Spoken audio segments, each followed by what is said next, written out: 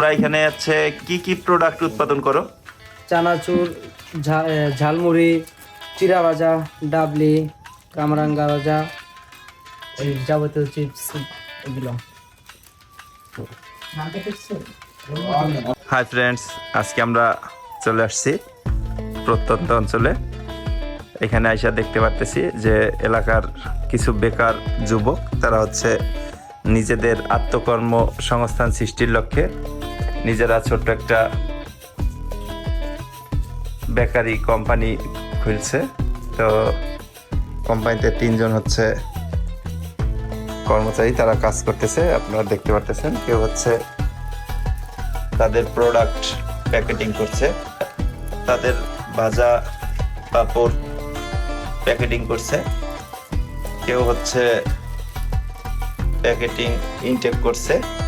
আপনারা দেখতে পারতেছেন সম্পূর্ণই তারা হাতের মাধ্যমে এই কাজগুলো করে থাকে এলাকার বেকারত্ব দূরীকরণের লক্ষ্যে। আত্মকর্মসংস্থান সৃষ্টি করছে এলাকার কিছু যুবকরা। তো তাদের তৈরিকৃত কিছু প্রোডাক্ট আপনাদের দেখানোর চেষ্টা করতেছি। তারা হচ্ছে এখানে ঝালমুড়ি, চানাচুর, এইটার নাম কি ভাইয়া? কামরাঙ্গা চিপস। আর তোমরা যেটা প্যাকেট করতেছো এটার নাম কি? এটা ঝিনুক চিপস। তো তারা হচ্ছে তাদের প্রোডাক্ট উৎপাদন করার লক্ষ্যে যে চুল্লিতে তারা প্রোডাক্ট উৎপাদন করে এগুলা ভাজে, সেই চুল্লিটা দেখানোর চেষ্টা করতেছি। গ্রামের মধ্যে এত সুন্দর একটা পরিবেশ, এখানে কিন্তু বিন্দু পরিমাণেও কোনো অগোছালো কোনো কিছু আমরা দেখতে পারতেছি না, সম্পূর্ণ গোছালো। এখানে হচ্ছে বিক্রি করার লক্ষ্যে চিপসগুলা সাজায় রাখছে। তো অনেক পর্যটক আসছে, আপনারা দেখতে পারতেছেন, তাদের হচ্ছে এটা পরিদর্শন করতে।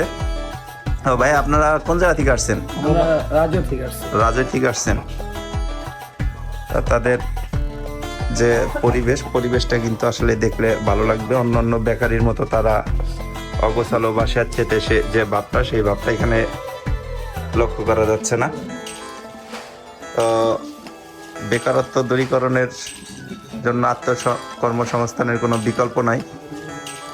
সবাই হচ্ছে চাকরি করার চিন্তাধারা বাদ দিয়ে আসলে আত্মকর্মসংস্থান সৃষ্টি করার যে একটা উদ্যোগ, এটাকে আসলে আমরা স্যালুট বা সাধুবাদ জানাই।